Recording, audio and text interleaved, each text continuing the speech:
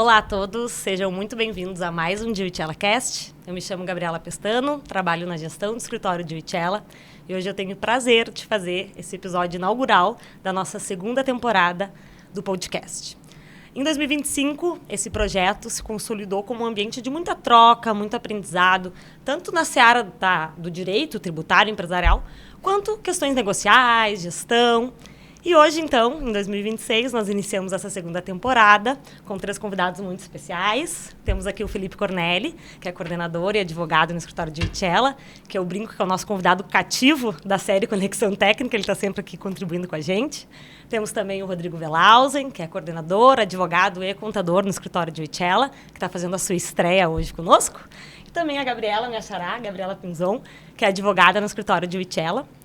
E hoje esse trio vem falar com a gente sobre uma legislação recente, que foi promulgada em 26 de dezembro de 2025, que é a LC 224, que trata principalmente, da redução linear dos incentivos fiscais. A gente sabe, que o mundo do direito tributário tem tido muita mudança nos últimos tempos, a gente está tendo muita inovação, muita novidade. E eu queria iniciar questionando vocês como que as empresas devem se preparar nesse contexto, É um contexto de constante mudança. E o que a gente pode falar sobre, essa vivência tributária dos dias de hoje e como as empresas devem se preparar e reagir, a essas constantes regulações que são muito complexas? Perfeito, Gabriela. Primeiro, obrigado pela pergunta, a gente percebe o seguinte, o Brasil ele sempre foi um país pródigo em realizar muitas alterações na legislação tributária. A gente tem diversos estudos e, dentre eles, o mais famoso é do Instituto Brasileiro de Planejamento Tributário.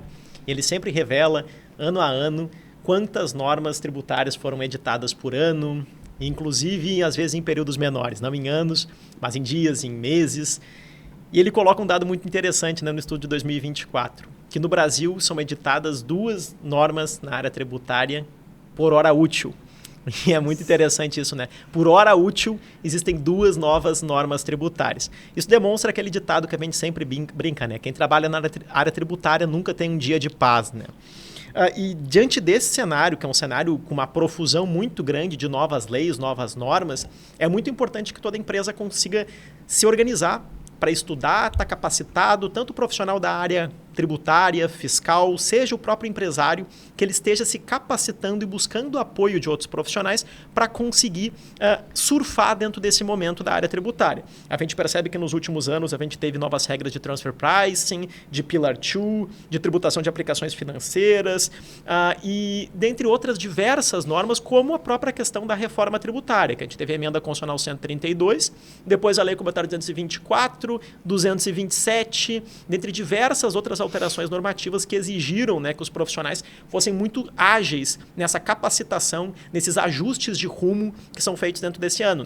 Uma questão que eu pergunto e também verifico e penso a respeito é o seguinte: uma empresa que fechou seu orçamento no final de 2025, fez uma análise de viabilidade de projeto, verificando se gerava valor ou destruía valor algum tipo de projeto que foi estabelecido dentro da empresa, que tinha muitas vezes contratos de longo prazo com fornecedores, que eventualmente tinha financiamentos estruturados de mais longo prazo, e agora, esse ano, tem uma alteração que exige que se refaça o orçamento, que se reflita a respeito desse orçamento que foi feito, às vezes em dezembro de 25, e também consiga trabalhar dentro de uma reanálise desses projetos, se realmente ele ainda gera valor, se ele destrói valor, enfim, alterações que exigem uma capacitação contínua e que também impõem que as empresas procurem profissionais capacitados que possam assessorar nesse momento. Porque é impossível conseguir trabalhar com tantas alterações recorrentes e diferentes e muitas vezes com normas bastante complexas que geram muita ambiguidade sem apoio de outros profissionais. Perfeito. Mas pensando especificamente nessa lei, Felipe, essa lei complementar 224, que a gente sabe que foi promulgada ali 26 de dezembro de 2025, a data por si só a gente já vê que é um pouco estranha, logo ali depois do Natal. Então, é sabido, a gente teve notícias que foi uma tramitação meio conturbada, meio contraditória, com muita tensão. Vocês saberiam elencar para a gente qual foi os motivos, dessa tensão, o que teve de controverso no meio da tramitação dessa lei? Sim, essa é uma pergunta bem interessante, inclusive, porque, de fato, o projeto de lei 128, que deu origem depois à lei complementar 224, ele teve um trâmite muito polêmico, porque em face do quão acelerado foi esse processo legislativo, Então, esse projeto de lei ele é apresentado lá em junho de 2025 só que ele tinha uma cara, ele tinha um texto muito diferente do que a gente vê hoje em dia. Então, era um texto muito mais enxuto, era um texto que previa ali a redução de alguns benefícios federais, não necessariamente tributários, em 10%, e essa redução não seria de uma vez só, ela seria 5% num ano e 5% no ano seguinte. Ela previa também que, dependendo do setor econômico, a redução poderia ser diferenciada. Então, era um texto muito diferente. E esse texto começa a tramitar dentro da Câmara, e no dia 16 de dezembro a gente tem uma sessão extraordinária que muda tudo, né? Então, nessa sessão do dia 16 de dezembro, é apresentado um parecer por algumas comissões da Câmara de Deputados. E esse parecer, ele sugere um substituto ao projeto de lei complementar, ou seja, ele muda totalmente aquele projeto de lei que estava em trâmite até então. E a gente tem, a partir daí, um texto muito mais parecido com o que a gente vê hoje, né? Então, a gente tem essa redução de uma só vez em 10%, a gente tem ali é elencado também quais são os incentivos que vão ficar dentro dessa redução, quais que vão ficar fora. É incluído ali também algumas matérias que não dizem respeito, né, necessariamente à redução de incentivos. Então, a gente vai falar ali de tributação de fintechs, a gente vai falar de tributação de casas de aposta, a gente vai falar de aumento de tributação de JCP também. Enfim, o projeto de lei fica muito mais robusto, ele fica extremamente diferente.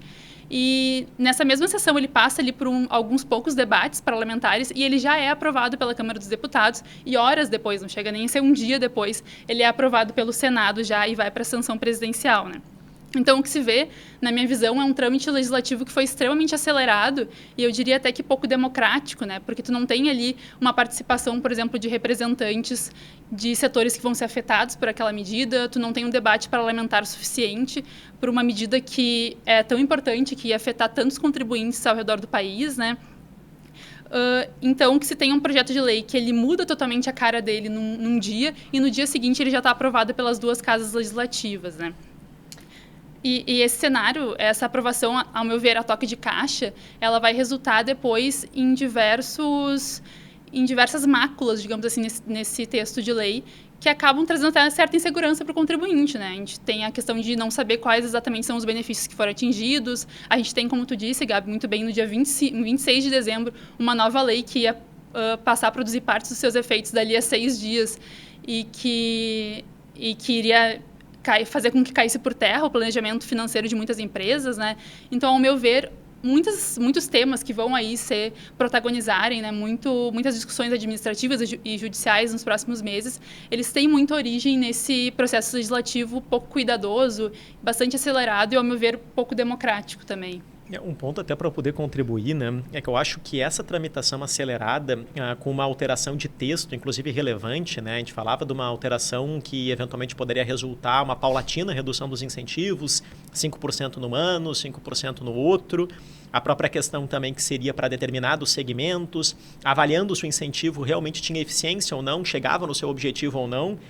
E a partir do momento que a gente tem essa alteração abrupta e uma aprovação abrupta, ainda que a gente saiba que existe anterioridade, que tem que respeitar, enfim, isso não deixa de quebrar completamente a expectativa que o contribuinte tinha, né? A questão de planejamento, de segurança jurídica que a gente fala tanto, né? E eu acho que um aspecto importante também da gente sempre pensar, né, que incentivo fiscal, a gente pensa muito na questão arrecadatória. A própria emenda à Constituição que deu origem, ao fim e ao cabo, ao projeto de lei, que resultou na Lei Complementar 224, era um projeto que é estritamente arrecadatório, né, de uma redução de gastos tributários, como é chamado na legislação, e na parte própria financeira da União, mas sem pensar a respeito dos impactos efetivamente, né? Porque o incentivo fiscal ele é uma norma indutora, né? Ele faz parte do direito econômico também, ele induz um comportamento do agente econômico.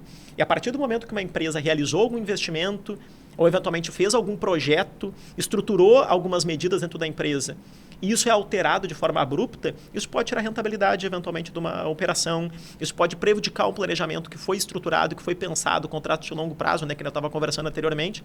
Então, o quanto que foi esse trâmite assodado, né, que gera problemas, como também gerou na reforma tributária também, né, na 214, entre outras legislações, né, esse trâmite assodado com modificações em cima do laço, né.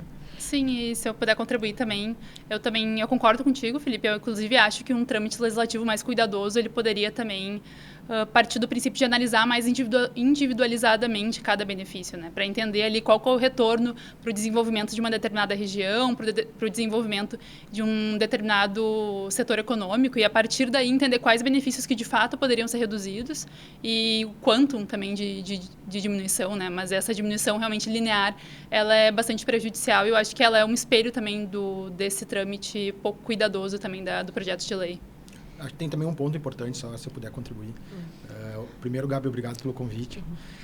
Acredito que a gente também tem que considerar que isso tudo está acontecendo dentro de um ano calendário que, em tese, as empresas elas estariam se preparando para a reforma tributária. Ou seja, elas já estão tendo custos adicionais, seja pela questão do sistema, tem que se preparar para atendimento das notas técnicas, tem que talvez fazer renegociação de contratos e, obviamente, isso é custo, né, pessoal? A gente não tem como a gente fazer isso sem chamar profissionais de fora, sem gastar dinheiro com os nossos, com a nossa TI da nossa empresa. Então, isso tudo está acontecendo dentro de um momento que as empresas já têm aí algum dispêndio financeiro. Perfeito. E eu, escutando vocês e pensando no empresário ou, né, no diretor financeiro ou a própria área de techs que possa estar aí ouvindo o nosso podcast, pensando, como eu vou saber se o meu benefício fiscal foi atingido? A Lei 224 tratou de todos os benefícios fiscais, foram só alguns, teve limitação, tem exceção. Pelo visto, ela não está muito clara, né? Mas o que a gente consegue interpretar do que está posto até então? Perfeito. Ótima pergunta, Gabi. Após a Lei Complementar 224, diversos contribuintes começaram a se questionar. O benefício fiscal da minha empresa, ele vai ser ou não vai ser impactado pela lei? E, obviamente, que essa resposta, ela depende. Para esse depende, ele virar... Tributário, muita coisa depende, né? Para esse depende, ele teoricamente, ele virar num sim, no sentido de sim, esses benefícios fiscais da minha empresa, eles vão ser impactados pela lei complementar. A gente precisa analisar o benefício fiscal e esse benefício fiscal ele precisa atender a 3 critérios que devem ser observados de forma cumulativa. O primeiro desses critérios é a gente identificar que aquele benefício fiscal ele é de algum tributo que está relacionado à lei complementar. Ou seja, nem todos os tributos estão ali listados na lei complementar. E quais seriam esses tributos? PIS/COFINS, PIS/COFINS importação, imposto de renda, contribuição social, imposto de importação, IPI e contribuição previdenciária. Esse, digamos, seria o primeiro critério.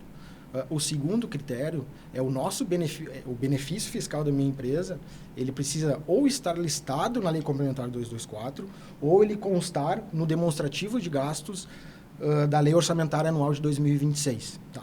Obviamente, é muito simples a gente analisar o benefício fiscal ali listado na lei complementar, mas quando a gente vai já para o demonstrativo de gastos tributários da lei orçamentária anual, já tem uma certa complexidade e, obviamente, a gente sempre pede para os nossos clientes atentarem nesse detalhe, porque ele é de suma importância.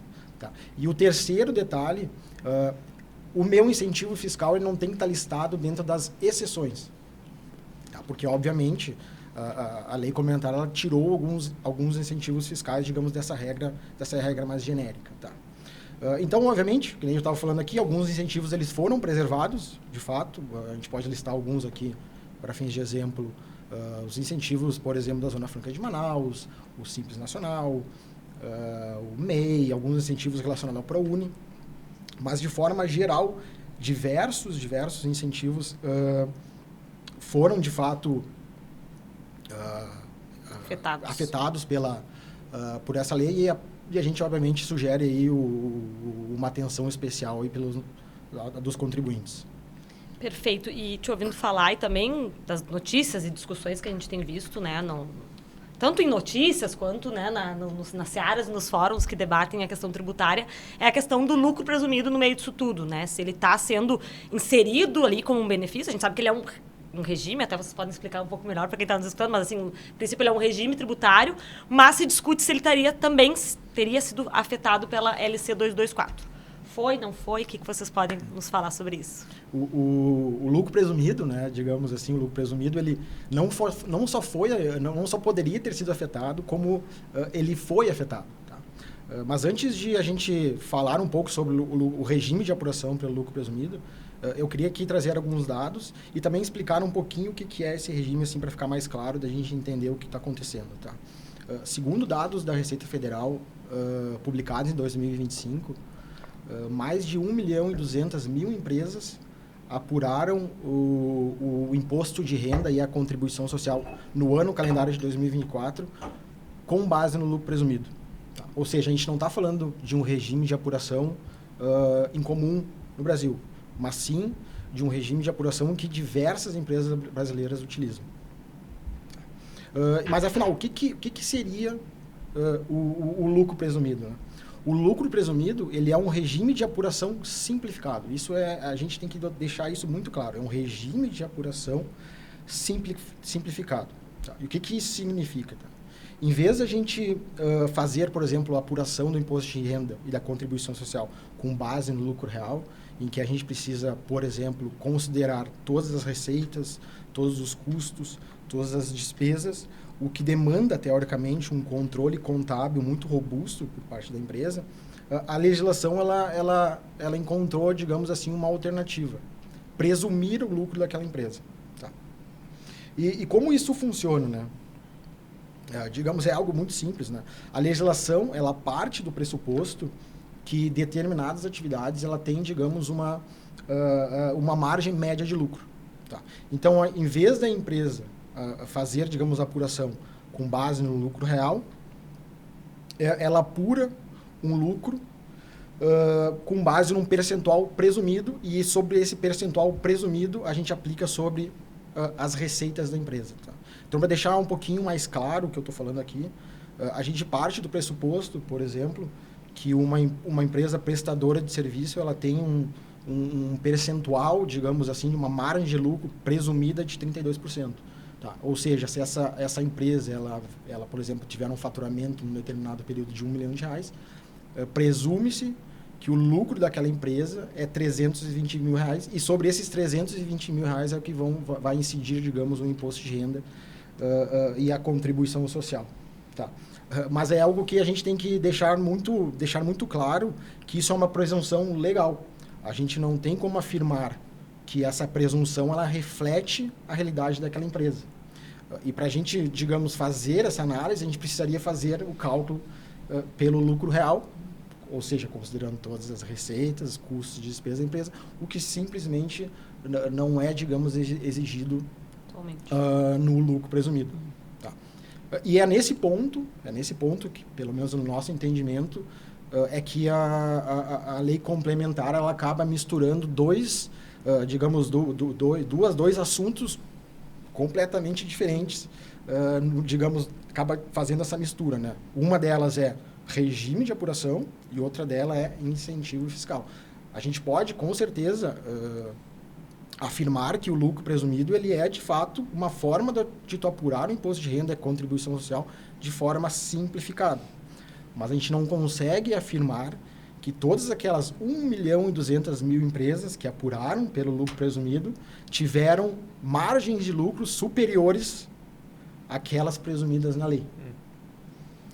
Então, o que nos parece é que houve, de fato, digamos, está sendo utilizado esse discurso de redução de incentivo fiscal, mas, no fim, o que está se buscando, na verdade, é um aumento de arrecadação sem qualquer justificativa. E um ponto só que eu posso contribuir, né, Rodrigo, é que a própria questão do lucro presumido, esse tipo de regime simplificado, ele também favorece ao próprio fisco, né, por uma questão de praticabilidade, de eficiência arrecadatória, e agora, de uma hora para outra, ele é transformado em um incentivo fiscal com intuito arrecadatório, então somente, né? Perfeito. E vamos lá, fica até um pouco, digamos assim, bizarro, no sentido de tu falar, não, é um incentivo fiscal, agora tua margem de lucro não é mais 32%, agora é 35,2%. Não faz qualquer sentido. Exatamente. E teve alguma outra situação similar a essa, algum benefício ou regime cuja a inclusão gera algum questionamento jurídico, algum debate como esse do lucro presumido? Olha, Gabriela, eu acho que tem inúmeras situações que a gente poderia analisar, mas é muito importante avaliar empresa por empresa, situação por situação, para verificar sempre esse caminho percorrido de interpretação que o Rodrigo mencionou anteriormente, né? Primeiro, olhar a legislação. O tributo está mencionado na legislação? Segundo ponto, ele está listado de forma expressa dentro da 224? Ele está no demonstrativo de gastos tributários?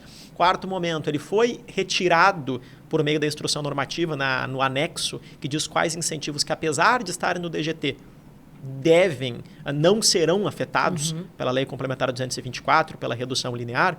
Então, esse primeiro caminho interpretativo deve ser feito, mas a gente já consegue verificar, às vezes, por provocação de clientes nossos, a gente consegue verificar algumas situações que elas são, primeiro, zonas nebulosas, e segundo, que caso interpretemos que existe a redução do incentivo, que são situações um pouco estranhas. Por exemplo, a própria questão de monofasia do PIS e da COFINS. Em alguns setores, se a gente vai analisar a legislação, a gente verifica no DGT a previsão de que os elos da cadeia subsequentes ao industrial ou importador, que concentrariam a tributação do PIS e da COFINS, esses próximos elos da cadeia com alíquota zero, o dispositivo que dá respaldo à alíquota zero está expressamente mencionado no DGT. E a gente se pergunta, mas a monofasia também não é um regime de tributação com o intuito de facilitar a arrecadação por parte do fisco, que não precisa mais fiscalizar empresa por empresa, e sim concentrar a arrecadação em um elo da cadeia? E mais, essa alíquota do PIS e da COFINS monofásico não é de uma forma similar ao lucro presumido. Uma alíquota que foi estipulada com o intuito de gerar a arrecadação que seria gerada caso cada elo da cadeia tivesse sido efetivamente tributado. Então, são discussões que existem, inclusive complexidades de conseguir identificar se efetivamente essa alíquota zero do varejista ou do distribuidor realmente vai ser aumentada para 0,925, por exemplo, que é a alíquota que vai ser gerada com um aumento de 10% quando tem uma alíquota zero. E mais, é o varejista e o distribuidor, enfim, revendedor que vai ter que pagar esse aumento? Ou, a rigor, por uma questão finalística, analisando realmente a finalidade da monofasia, é o industrial que vai ter um aumento da tributação em 10%, porque a rigor é ele que arrecada por toda a cadeia econômica. Então, são pontos que geram realmente muita dúvida interpretativa a respeito daquilo que vai ser alcançado ou não. E existem situações também bastante complexas que derivam daí. Só no Rio Grande do Sul, a gente tem alguns incentivos de ICMS, principalmente atrelados a medicamentos e equipamentos médicos, que dizem expressamente que o incentivo de isenção do ICMS está condicionado à existência de exoneração de PIS, COFINS, IPI. A partir do momento que caem essas exonerações, alíquota zero, isenção, para começarem a ser tributados a 0,925, por exemplo, falando de PIS e COFINS aqui, como é que fica aquela isenção? Aquela isenção também cai? Como é que a empresa vai tomar alguma medida em relação a isso se ela estava pagando a alíquota zero ou isenta, enfim, de ICMS no estado do Rio Grande do Sul, mencionando exemplos daqui, mas em São Paulo, Goiás, Santa Catarina, outros estados, deve ter outra profusão de incentivos que também tem que ser analisados. Eles vão deixar de existir? Como é que as empresas vão atuar a partir disso? Ou mais, a anterioridade, inclusive, para a redução desse incentivo, que era uma isenção e vai passar a ser tributado, começa a contar a partir de quando? A partir do momento que o PIS e a COFINS são restaurados, com uma alíquota de 0,925, ou quando o IPI volta a ser tributado naquelas operações também. Então, tem muitas situações que geram realmente lacunas, ambiguidades, e que exigem que a gente reflita em cima de cada caso. E eu acho que aí é um ponto que a gente entra num lugar comum, né? Para conseguir analisar esse grau de complexidade, é necessário que tenha pessoa realmente capacitada e que possa apoiar a empresa. Então, esses pontos da legislação que a gente percebe que geram perplexidade e que demandam uma análise aprofundada, inclusive para avaliar. Sim, mas eu vou tomar qual medida em relação a isso aqui? Como está numa zona cinzenta, vou permanecer na zona cinzenta, fazer uma matriz de risco e não tributar? Vou permanecer na forma como eu tributava antes? Eu vou judicializar? Eu vou fazer uma consulta? Qual que é a medida que eu vou adotar a partir disso? Preciso de orientação. Eu tinha uma pergunta que vai ficar até um pouco retórica, na verdade, que eu ia questionar justamente vocês disso, assim, o quanto a LC deixou questões em aberto, o quanto tem alguma seara que está realmente muito difícil de interpretar, e me colocando no lugar da empresa, tá, e se eu tô nessa indecisão, né, aqui meu setor leu a lei, não compreendeu, não sabe se está inserido, se não está, se incide, se não incide, o que essa empresa pode fazer preventivamente? Sim, eu acho que, de fato, as respostas anteriores, elas deram um spoiler da resposta para essa pergunta, né? De fato, a gente tem muitas zonas cinzentas, muitas situações em aberto. Para mim, o ponto de maior atenção é o fato de que a gente não tem uma lista taxativa de benefícios que foram afetados. Então, de fato, se o contribuinte ele quer entender se um determinado incentivo que ele usufrui foi afetado, ele tem que se socorrer de diversos instrumentos, alguns normativos e alguns sequer com força normativa. Então, a Lei Complementar 224, a instrução normativa que o Felipe citou, a 2305, o próprio DGT, inclusive um perguntas e respostas que a Receita lançou há pouco tempo, que ali o contribuinte precisa se socorrer porque, infelizmente, os instrumentos normativos eles não foram suficientes, né? Para além disso, eu também vejo que tem outras zonas cinzentas. A gente tem a questão de alguns conceitos abertos trazidos para a lei, como o conceito de fruição de condição onerosa, que é necessário para que se mantenham os efeitos de alguns benefícios fiscais. A gente tem diversos pontos que causam estranhamento na lei, que alguns já foram citados aqui, como é o fato de tu vedar a tomada de créditos por produtos que foram reonerados pela Lei Complementar 224, como o fato de se equiparar o lucro presumido a um benefício fiscal passível de redução. Então, de fato, são diversas situações que causam, mesmo e com razão, insegurança ao contribuinte, né? E esse contribuinte também, como a gente já falou no início, ele é um contribuinte que ele está, pelo menos desde o início de 2025, exposto a muitas mudanças tributárias, né? Então, a gente pode citar a reforma tributária, que ainda não entrou em vigor, mas que desde o ano passado já está exigindo um planejamento tributário enorme dos contribuintes. A gente pode citar a tributação de dividendos, a gente pode citar agora o aumento da tributação sobre JCP e a própria redução de incentivos, né? Então, a principal dica que a gente pode dar para as empresas evitarem e saírem prejudicadas esse turbilhão de modificações, de fato, é buscar uma orientação especializada na área tributária, né? Esse profissional ele vai ser capaz, então, de não só fazer um planejamento preventivo, que é muito importante para evitar, por exemplo, agora um impacto de caixa muito significativo, né, imediato, mas esse profissional ele também vai ser capaz de auxiliar a longo prazo, né, para que essa empresa possa eleger o melhor planejamento tributário possível diante desse novo cenário tributário que vem se desenhando, que vai muito além, mas também inclui essa redução de incentivos fiscais.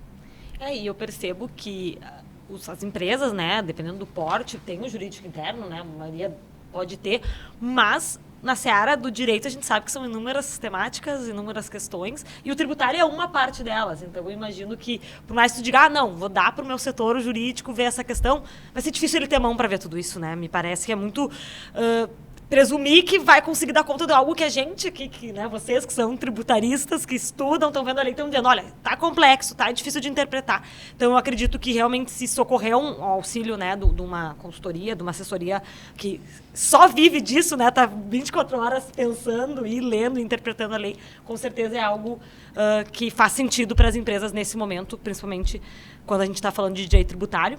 Mas eu queria perguntar para vocês se, do ponto de vista jurídico-constitucional, se tem algo a ser feito em relação à lei como um todo, tem algum remédio, né, jurídico que a gente tenha que atacar para questionar a lei, e se tem questões específicas também que a gente já antevê que, olha, isso aqui é passível, né, de judicialização. Não, primeiro um ponto engraçado, a Gabriela mencionou aqui a respeito de alguns atos normativos, né? E quando eu falei minha primeira resposta, é praticamente uma sopa não de letrinhas, uma sopa de numerozinhos, né? Porque a gente tem a 214, a 224, a 225, a 227. São tantas legislações que saem uma atrás da outra, que na minha primeira resposta eu falei 224 em vez de 214, né? E esse volume, essa profusão legislativa exige que a gente esteja atento o tempo inteiro. E dentro desse cenário que a gente tem as questões da gente conseguir fazer um planejamento, uma atuação preventiva, a gente também tem que ver sempre também pelo lado da oportunidade. E dentro dessa situação, desse cipoal normativo que a gente tem sim possibilidade de controverter a legislação no judiciário. Porque a legislação ela foi feita no atropelo, como a Gabriela bem relatou. O Rodrigo já destacou um ponto fundamental aqui, a questão de tratar alguns regimes que não são regimes de incentivo fiscal, como se incentivo fiscal fosse como lucro presumido. E a gente percebe que a legislação inteira ela tem muitos fios soltos que podem ser debatidos dentro do judiciário se a empresa optar por exemplo, recolher e depois recuperar esses valores no futuro, ou inclusive para buscar uma liminar e eventualmente não recolher durante o período de apuração, assumindo certo risco, mas com respaldo pelo menos uma decisão judicial. a gente percebe, por exemplo, um ponto inicial que todos vêm comentando muito a respeito do próprio vício de iniciativa, né? A emenda à Constituição, quando previu e deu base para a edição da Lei Complementar 224, ela estipulava expressamente que essa lei deveria vir do Poder Executivo. Não veio.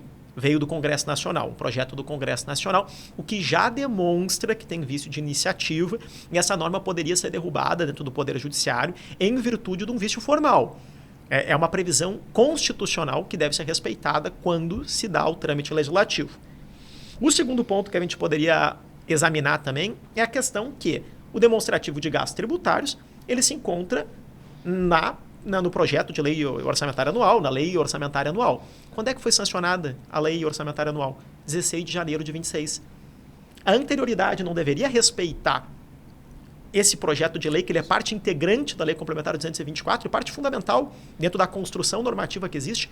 As duas normas estão interligadas. Não existe como eu dizer que os incentivos que vão ser reduzidos são aqueles previstos na lei orçamentária anual e a lei orçamentária não ter sido aprovada e sancionada dentro de 2025.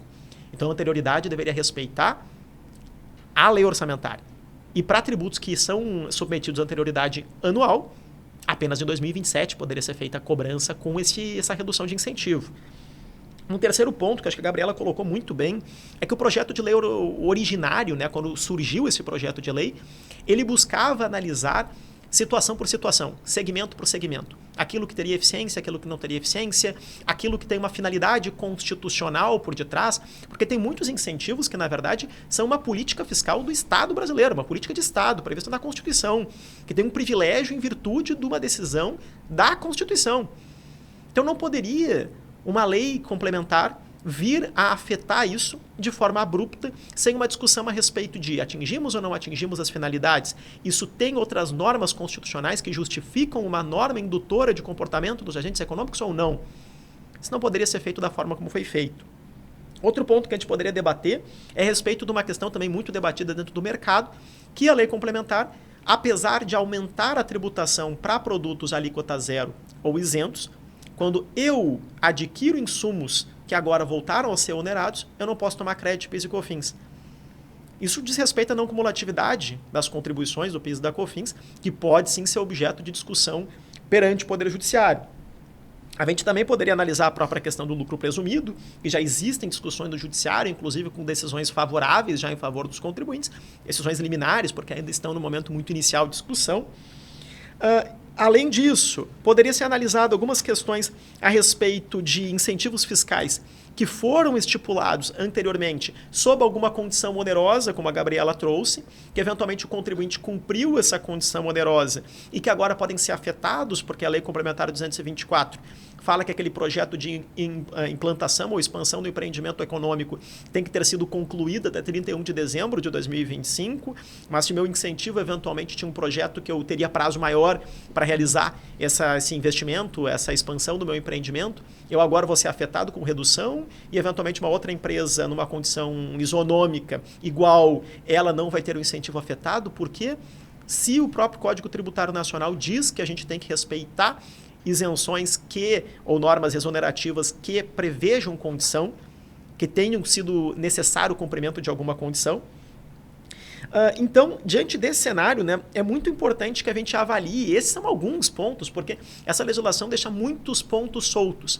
E a gente percebe que é passível de discussão dentro do judiciário, tanto aspectos específicos dos incentivos, e é por isso que é importante que se analise incentivo por incentivo, como a legislação como um todo, quanto a alguns aspectos também que são mais gritantes de inconstitucionalidade ou de ilegalidade na norma. Então é importante que a empresa verifique, tudo bem, eventualmente eu tive um impacto nesse momento, vai aumentar efetivamente o tributo que eu vou ter que recolher aos cofres públicos, mas ao mesmo tempo ela reflita, eu tenho como recuperar esse tributo? Eu tenho como discutir isso judicialmente? Eu tenho como talvez buscar uma proteção adicional por meio de uma liminar, uma decisão judicial que permita que eu fique mais segura a respeito de uma condução de não recolher esse tributo? Então, é justamente por isso que a gente conversa, né? Da gente estar próximo, as empresas estarem próximas dos seus consultores, dos seus assessores, para conseguir debater essas alternativas. Porque são muitas alternativas, são variáveis. E com a profusão de legislações que a gente vem conversando aqui, é importante que as empresas estejam próximas de alguém que realmente foca no dia a dia, o tempo inteiro, em tributário e possa ajudar nesse momento. E a gente sabe, né, no tributário, a gente fala muito isso, que tem a individualidade, né? A gente sabe que a empresa que sempre está à frente, que está pesquisando, que está muito bem assessorada, ela consegue antever alguns momentos e daí vai ter uma vantagem competitiva frente às demais que não estão antenadas, que não estão aí cuidando, né? Então, indo para um viés final, assim, de mensagem, eu gosto sempre de perguntar que mensagem vocês deixariam, né, em relação a esse conteúdo para quem está escutando, que ficou um pouco preocupado, ou que ficou muito em dúvida, ou que vai mandar para alguém e, né, a gente precisa deixar uma mensagem para que essa pessoa, que seja o empresário, seja alguém que está no TEX de uma empresa, enfim, que ela, de tudo que a gente falou, qual é a principal mensagem que ela deve ficar e o que ela deve fazer daqui para frente? Eu acredito que são diversas frentes que as empresas podem focar agora para evitar prejuízo, então acho que o mote da mensagem final é que há uma luz no fim do túnel, né? Então, acho que tem medidas como revisão de orçamento para 2026, revisão de contratos que talvez tenham sido firmados pensando numa precificação, numa margem que talvez não faça mais sentido, né? Então, são medidas interessantes. Simulação de cenários, pensando talvez em medidas mais a longo prazo. Há diversas matérias passíveis de judicialização também, como o Felipe muito bem listou, né? E como a gente falou antes também, eu acredito que estar amparado nesse momento por um profissional especializado na área certamente vai fazer muita diferença para uma empresa que queira surfar agora nessa nova onda de processo tributário, que é um novo cenário. Muitas coisas mudaram, né? Então, certamente, as empresas bem assessoradas, elas poderão passar por esse turbilhão de mudanças tributárias e transformar essas mudanças em oportunidade e até pensar numa vantagem competitiva, né, a longo prazo também.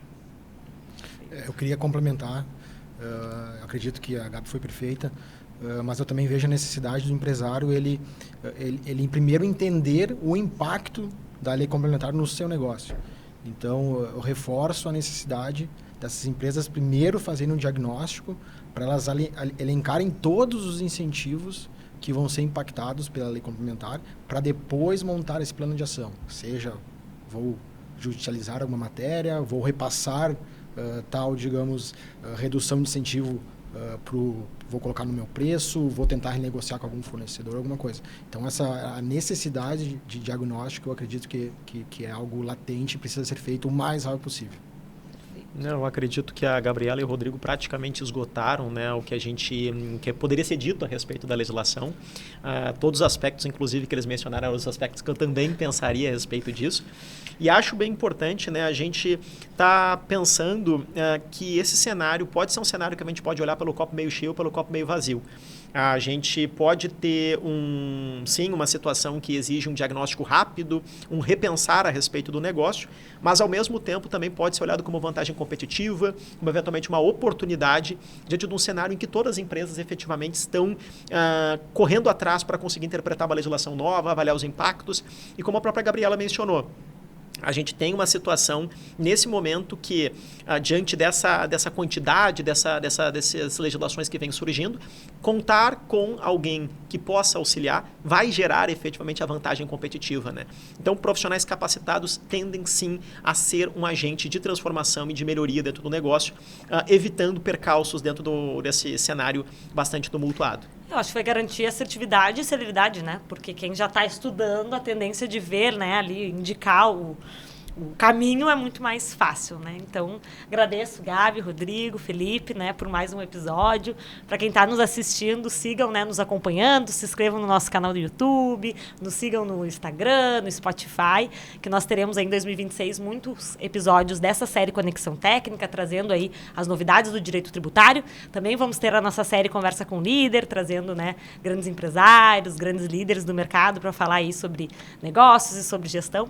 Então, sigam nos acompanhando e até a próxima. Tchau, tchau.